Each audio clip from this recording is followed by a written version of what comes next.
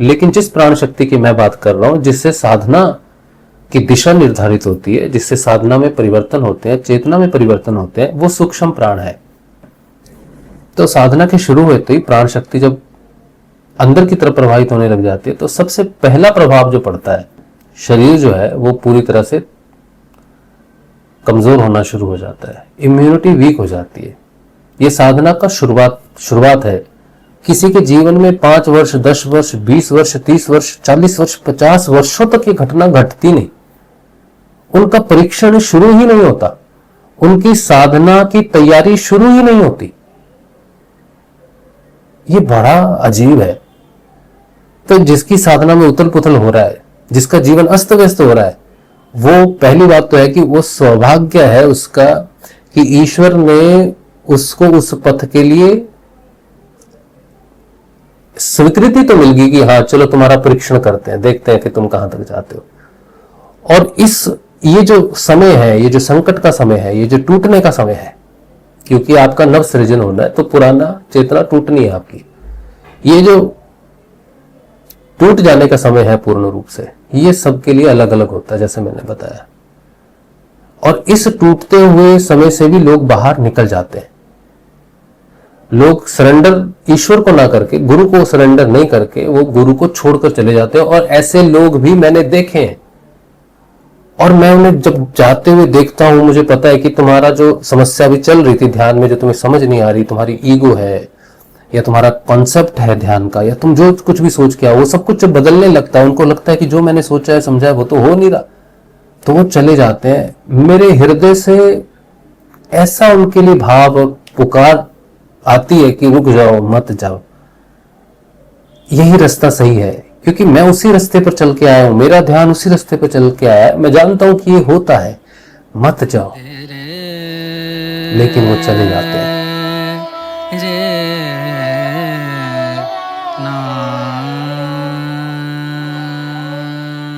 ओम श्री गंगाई नाथाय नमः। जय श्री गुरुदेव, जय श्री दादा गुरुदेव जी। आप सभी का बहुत बहुत स्वागत है आज के सत्संग में।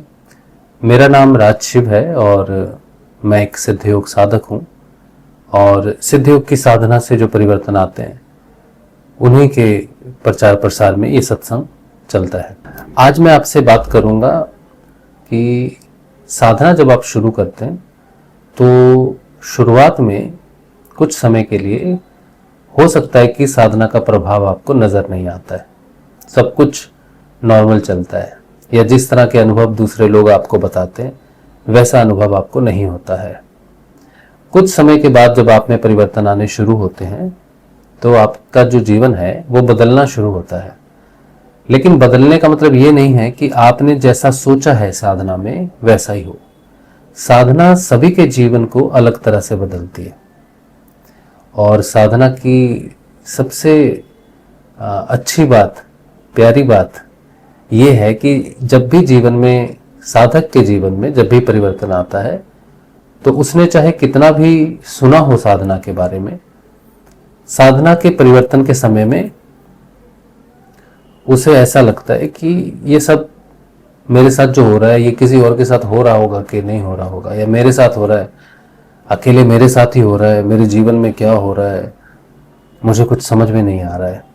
तो साधक के जीवन में जब उथल पुथल होने लग जाती है, पूरा जीवन हिल जाता है साधक का, तब समझना चाहिए कि साधना के लिए आपकी जो तैयारी है वो शुरू हो गई है। जब तक साधना में सब कुछ सम रहता है, सब कुछ सामान्य रहता है, सब कुछ साधारण रहता है, कुछ भी चैलेंजिंग नहीं होता, बड़ी आसानी से आप साधना में आगे बढ़ते हो, तब तक समझो कि साधना अभी शुरू नहीं हुई है, अभी आपका निरीक्षण परीक्षण शुरू नहीं हुआ है। क्योंकि साधना जब कोई भी व्यक्ति करता है, तो एक दिव्य सत्ता, जो आंतरिक सत्ता जिसे हम कहते हैं, जिसे हम ईश्वर मानते हैं, भगवान मानते हैं, वो सबको हर समय देख रहा है। कौन साधना कर रहा है, कैसी साधना कर रहा है, किस मन से कर रहा है, और वो साधना के लिए पात्र है कि नहीं है। तो शुरुआत वहीं से होती है जब साधना में आंतरिक रूप से मुश्किलें खड़ी हो जाती हैं। साधना एक यात्रा है, और साधना की शुरुआत होती है हमारी चेतना के अंतर्मुखी होने से। चेतना का अंतर्मुखी होने का अर्थ ये है कि हमारी जो प्राण शक्ति है, जो हमारे जीवन को संचालित करती है, जिसकी वजह से बाहर हम किसी प्रकार का मनोरंजन हो गया या किसी प्रकार की कोई एक्टिविटी हो गई, जॉब हो गई, या किसी भी प्रकार से संसार में हम कोई काम कर रहे हैं, तो हम पूरे मन से, शरीर से और शक्ति से करते हैं, प्राण शक्ति से करते हैं। साधना के शुरू होते ही वो प्राण शक्ति अंतर्मुखी हो जाती है। मन पहले अंतर्मुखी नहीं होता है, सबसे पहले अंतर्मुखी होता है प्राण। प्राण के अंतर्मुखी होने से सबसे पहला प्रभाव जो पड़ता है वो शरीर पर पड़ता है, क्योंकि शरीर प्राण से संचालित है। किसी में बहुत ऊर्जा है तो वो नाचेगा, दौड़ेगा, भागेगा, प्लानिंग करेगा, यहाँ जाना है, वहां जाना है, ये करना है, वो करना है, ये कर लें, दुनिया जीत लें। तो प्राण शक्ति से हमारा शरीर संचालित होता है और प्राण शक्ति से ही फिर हमारे मन का उत्साह भी देखा जाता है कि इसके मन में बहुत उत्साह है, बहुत कुछ करने की इच्छा है। अब कोई व्यक्ति बड़े उत्साह से जीवन को जी रहा है और वो साधना में आ जाए कि साधना करनी है, स्वयं को खोजना है, स्वयं को पाना है, चाहे जितना भी डिफिकल्ट हो, कोई मार्ग कितना भी खतरनाक क्यों ना हो, लेकिन मैं पक्का हूं कि मैं जरूर इस पथ पर चलूंगा। और मैंने ऐसे कई लोग देखे हैं, मेरे संपर्क में हैं ऐसे लोग जो बहुत दृढ़ निश्चयी हैं और उन्हें देखकर मुझे अच्छा भी लगता है कि ये लोग बहुत बहुत दृढ़ निश्चय से आए हैं कि इन्हें साधना करनी है। हालांकि कुछ लोग तो मजबूरी में आते हैं कि हम बीमार हैं या हमारी कोई समस्या है और हमें साधना करनी है, लेकिन कुछ लोग साधना के लिए आते हैं, स्वयं को पाने के लिए आते हैं बड़े दृढ़ निश्चय से, और उनकी प्राण शक्ति बहुत अच्छी होती है, बहुत ऊर्जा होती है उनकी प्राण शक्ति, बहुत तेज गति से प्रवाहित हो रही होती है, बहुत कुछ करना चाहते हैं समाज के लिए भी, स्वयं के लिए भी। तो जैसे ही वो साधना शुरू करते हैं तो 15-20 दिन, 1 महीने, 2 महीने, 3 महीने ठीक ठाक, 4 महीने, 5 महीने निकल जाते हैं, अच्छे से निकल जाते हैं। लेकिन हो सकता है कोई क्रिया हुई नहीं हुई, लेकिन आंतरिक रूप से जब वो क्रिया जो साधना से शुरू होती है वो सबसे पहले हमारे प्राण को ही अंतर्मुखी करती है, क्योंकि प्राण ही है जो हमारी चेतना को एक स्थान से या एक स्तर से दूसरे स्तर तक लेके जाता है। तो अब वो एक स्तर से दूसरे स्तर तक तब लेके जाएगा जब वो उस रास्ते पर आ जाएगा जिस रास्ते से उसको आगे बढ़ना है। तो सारे रास्ते हमारे अंदर हैं, तो हमारा प्राण अंतर्मुखी होना शुरू हो जाता है। अंतर्मुखी का होने का मतलब है कि प्राण का प्रवाह परिवर्तित होना शुरू हो जाता है। जब प्राण परिवर्तित हो जाता है, उसका प्रवाह परिवर्तित हो जाता है। देखिए 5 जो प्राण है ना, वैसे वो 10 प्रकार के होते हैं, 5 प्रकार के मुख्य प्राण होते हैं, 5 प्रकार के उप प्राण होते हैं, लेकिन एक प्राण शक्ति ऐसी है जो इन 10 के 10 प्राणों को संचालित करती है। वो प्राण शक्ति सूक्ष्म है। ये 10 प्राण आपके शरीर में है, लेकिन जिस प्राण शक्ति की मैं बात कर रहा हूं, जिससे साधना की दिशा निर्धारित होती है, जिससे साधना में परिवर्तन होते हैं, चेतना में परिवर्तन होते हैं, वो सूक्ष्म प्राण है। वही प्राण सुषुम्ना में प्रवाहित होता है और वही प्राण हमारी चेतना को, जहां तक भी हमारी चेतना इस शरीर में जा सकती है, वो प्राण ही लेके जाता है। सुषुम्ना में भी वो प्राण प्रवेश करता है।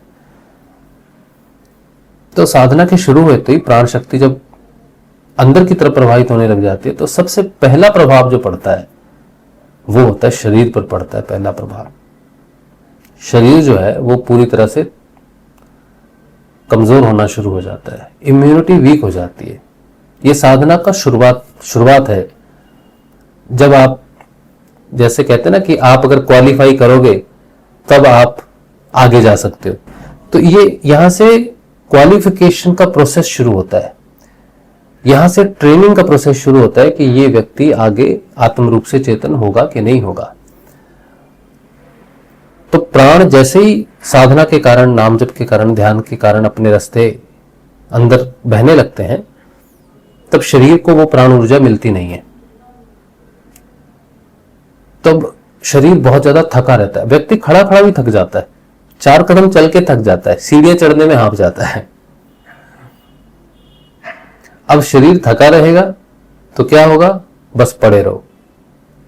नींद बहुत आएगी, घमासान नींद आती है। शरीर बस किसी काम में फुर्ती नहीं रहती, कुछ काम करने की इच्छा नहीं होती, क्योंकि प्राण शक्ति नहीं है शरीर में।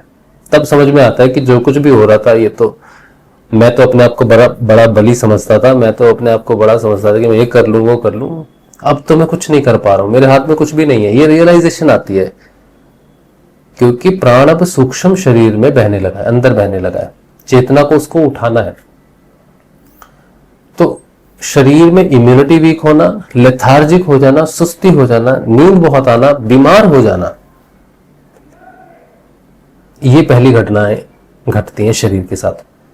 अब इसके साथ जब शरीर में शक्ति नहीं है, ऊर्जा नहीं है, बीमार हो रहा है वो, तो मन का उत्साह अपने आप क्षीण होने लग जाता है, मन भी वीक होने लग जाता है। अब लोग सोचते हैं साधना करेगा तो उत्साह आएगा बहुत, मन बलवान होगा, शरीर बलवान होगा, वो तो बात की बात है। पहले तो ये जो बाहरी ऊर्जाओं से ये जो संचालित हो रहा था, बाहरी सोच विचार और बुद्धि से जिसे हम जानते थे, वो सब कुछ कम होने लग जाता है। तो मन भी जो है वो, उसमें हौसला कम हो जाता है, विश्वास कम हो जाता है। वो सोचता है कि मैं क्या कर रहा हूं, सही भी कर रहा हूं कि नहीं कर रहा हूं, क्योंकि मन ही आपको अभी तक चला रहा था।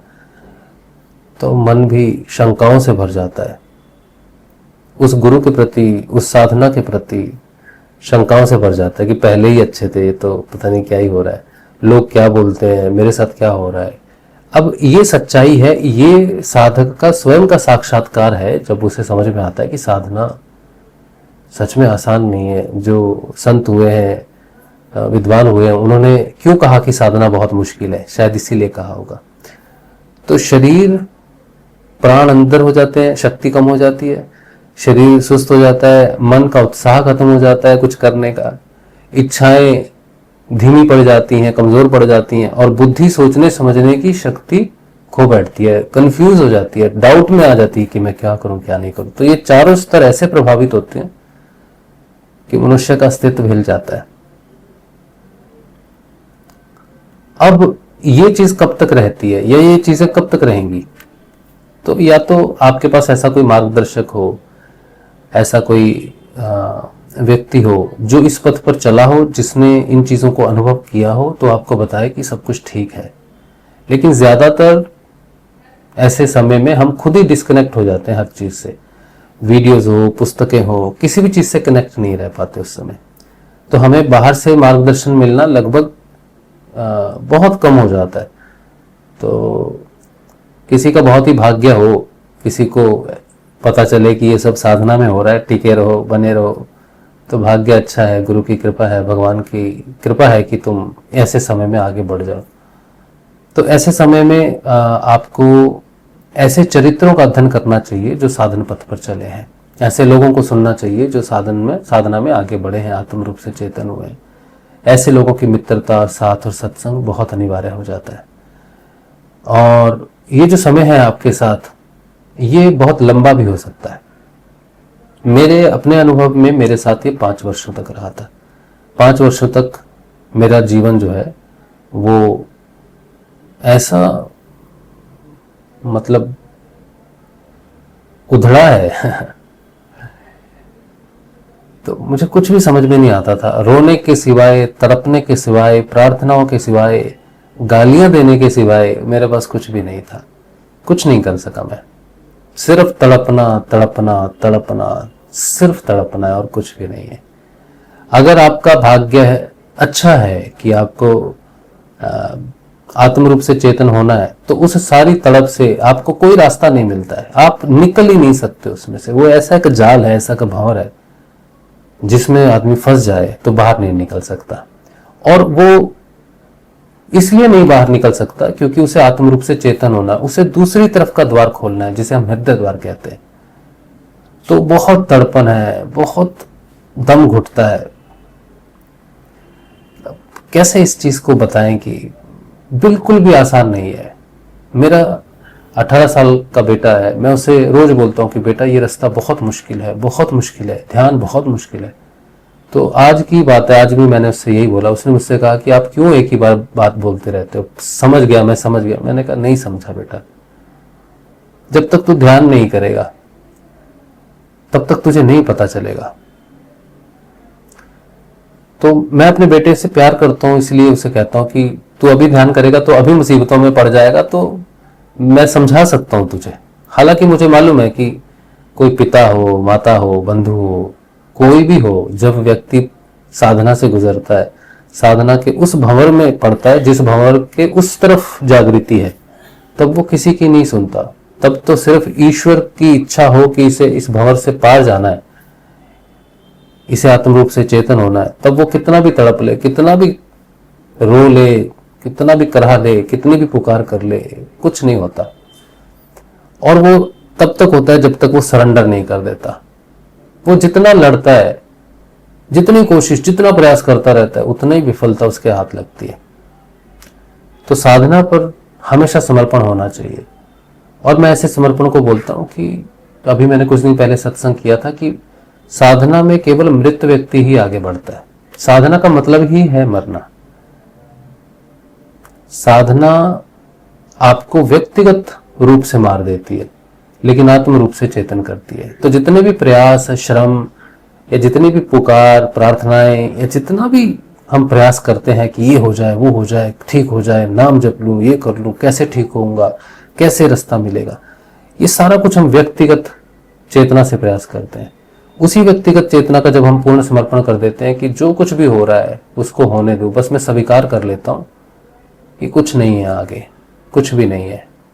क्योंकि ये जो समय है साधना के शुरू होने से लेकर आत्म चेतना तक, ये अनंत अंधकार है, अनंत अंधकार है। इस पे कोई कोटि कोटि वर्षों भी चलता रहे तो भी ये खत्म नहीं हो सकता। जैसे एक वृत्त है, आप एक चक्कर में घूमते रहो, वो चक्कर कभी खत्म नहीं होता है।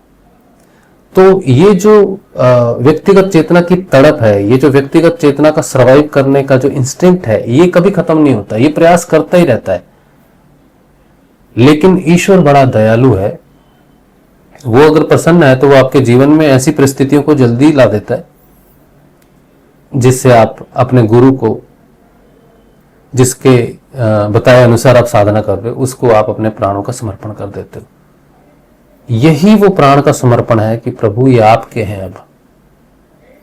अब जो कुछ भी होगा मैं बस देख ही रहा हूं, अब मैं कहीं नहीं जा रहा, कुछ नहीं कर रहा, बस मैं मेरे और पूरी पृथ्वी का जो पृथ्वी है, जैसे आप कहीं हो वहीं पर ही पूर्णता हो जाती है कि यहां ही हूं, चाहे कहीं और हूं, चाहे बस में बैठा हूं, चाहे ऑफिस में बैठा हूं, चाहे घर में बैठा हूं, चाहे पर्वत में बैठा हूं, नदी में बैठा हूं, कहीं भी बैठा हूं, सारे भेद खत्म हो जाते हैं। बस वो शांत हो जाता है कि मुझे कुछ करना तो है नहीं, नाम जप के सिवाय मुझे कुछ भी नहीं करना है। मैं यहाँ कर लूं, वहां कर लूं, काम पे कर लूं, काम करते हुए कर लूं, रोते हुए कर लूं, हंसते हुए कर लूं, मुझे नाम ही तो जपना है। कुछ प्रयास नहीं रहता, कुछ पाने के लिए नहीं रह जाता, कहीं जाने के लिए नहीं रह जाता। वो स्थिर हो जाता है, वो रुक जाता है, उसके सारे प्रयास रुक जाते हैं और वो शांत हो जाता है, अपने प्राणों को अपने गुरु को समर्पित कर देता है। बस यहीं तक ये तड़पन रहती है। मेरे जीवन में ये काल 5 वर्षों तक रहा, ये समय 5 वर्षों तक रहा। गुरु के आने के बाद और चेतन होने तक की यात्रा में 5 वर्षों का अंतर है। 5 वर्ष से 1-2 महीने कम होंगे, हर किसी के जीवन में अलग होते हैं। लेकिन मैंने ये देखा है कि कुछ लोगों के जीवन में साधना, जो परीक्षण मैंने कहा, जो प्राण जब अंतर्मुखी होते हैं और ये सारी चीजें सिकुड़ने लगती हैं अंदर और जीवन अस्त व्यस्त होने लग जाता है। किसी के जीवन में 5 वर्ष, 10 वर्ष, 20 वर्ष, 30 वर्ष, 40 वर्ष, 50 वर्षों तक ये घटना घटती नहीं, उनका परीक्षण शुरू ही नहीं होता, उनकी साधना की तैयारी शुरू ही नहीं होती। ये बड़ा अजीब है। तो जिसकी साधना में उथल पुथल हो रहा है, जिसका जीवन अस्त व्यस्त हो रहा है, वो पहली बात तो है कि वो सौभाग्य है उसका कि ईश्वर ने उसको उस पथ के लिए स्वीकृति तो मिल गई कि हाँ चलो तुम्हारा परीक्षण करते हैं, देखते हैं कि तुम कहां तक जाते हो। और ये जो समय है, ये जो संकट का समय है, ये जो टूटने का समय है, क्योंकि आपका नव सृजन होना है तो पुराना चेतना टूटनी है आपकी। ये जो टूट जाने का समय है पूर्ण रूप से, ये सबके लिए अलग अलग होता है, जैसे मैंने बताया। और इस टूटते हुए समय से भी लोग बाहर निकल जाते हैं। लोग सरेंडर ईश्वर को ना करके, गुरु को सरेंडर नहीं करके, वो गुरु को छोड़कर चले जाते हैं। और ऐसे लोग भी मैंने देखे हैं, और मैं उन्हें जब जाते हुए देखता हूं, मुझे पता है कि तुम्हारा जो समस्या भी चल रही थी ध्यान में, जो तुम्हें समझ नहीं आ रही, तुम्हारी ईगो है या तुम्हारा कॉन्सेप्ट है ध्यान का, या तुम जो कुछ भी सोच के आओ, वो सब कुछ जब बदलने लगता है, उनको लगता है कि जो मैंने सोचा है समझा है वो तो हो नहीं रहा, तो वो चले जाते हैं। मेरे हृदय से ऐसा उनके लिए भाव और पुकार आती है कि रुक जाओ, मत जाओ, यही रास्ता सही है, क्योंकि मैं उसी रास्ते पर चल के आया हूं, मेरा ध्यान उसी रास्ते पर चल के आया है, मैं जानता हूं कि ये होता है, मत जाओ। लेकिन वो चले जाते हैं, क्योंकि वो तो ईश्वर की इच्छा है ना कि कोई इस रास्ते पर चले, या सिर्फ उसको थोड़े हिलोरे डुलोरे, थोड़े धक्के वक्के दे के डरा के उसको वापस भेज दिया जाए, ताकि वो ये ना कहे कि मुझे मौका नहीं मिला। ये ईश्वर की इच्छा है, कोई व्यक्ति इस पथ को पार कर सकता है। बहुत मुश्किल है, बहुत मुश्किल है जब प्राण अंदर जुड़ते हैं। मैंने बहुत लोगों को देखा, मतलब पिछले 6-7 सालों से मैं नियमित रूप से लोगों से मिलता हूँ, नियमित रूप से लोग मुझे मैसेज करते हैं, अपने प्रश्न भेजते हैं, अपनी अवस्थाएं बताते हैं। उनकी बातों में, उनके शब्दों में, उनके मैसेज में उनकी चेतना रहती है कि वो उनकी तड़पन क्या है, कहाँ अटके हैं, कहाँ तक है, सब कुछ पता चलता है उनको। मेरी वाइफ भी ध्यान करती है। मैंने जब ध्यान शुरू किया था, मेरी वाइफ ने भी 1 सप्ताह के बाद ध्यान शुरू किया था 2014 में।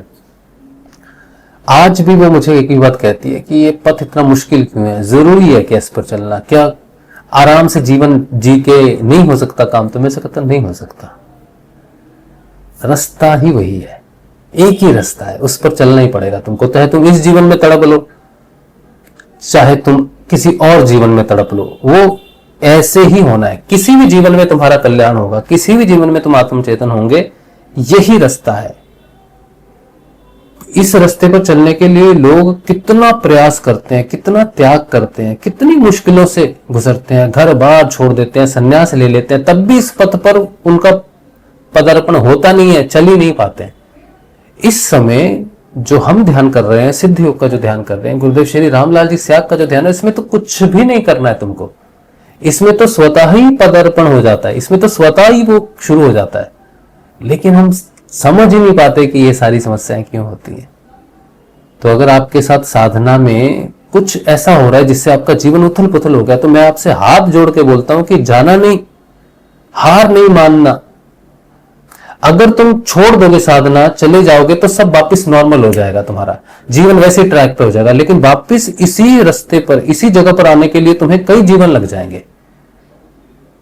वापिस आना बहुत मुश्किल हो जाएगा तुम्हारे लिए। इसीलिए जीवन में साधना में कितना भी कष्ट हो, कितना भी कष्ट हो, मृत्यु पर्यंत कष्ट होता है।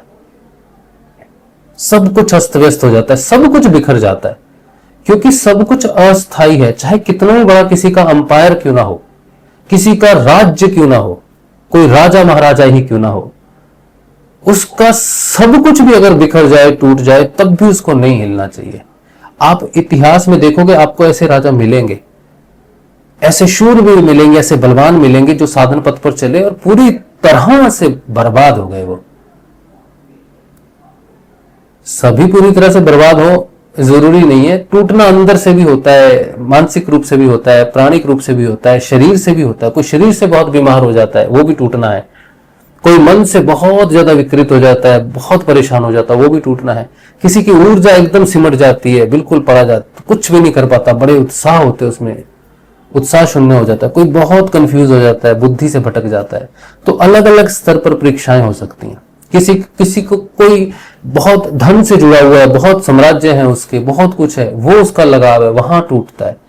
तो वो कहां टूटेगा, भगवान उसको कैसे पात्र करेंगे, ये केवल ईश्वर निर्णय करता है। लेकिन किसी एक क्षेत्र में तुम्हें टूटना ही पड़ता है, वो क्षेत्र जिससे तुम पात्र हो सको, जिससे तुम समर्पण कर सको, बस उसी क्षेत्र में तुम टूटोगे।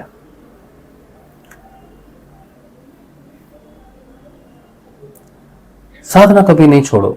अगर अपने गुरु पर पूर्ण विश्वास है, तुम्हें दिखता है कि उसके शिष्य आगे बढ़े हैं, उसके शिष्य चेतन हुए हैं, वो चेतना प्रदान कर सकता है, वो सच्चा गुरु है,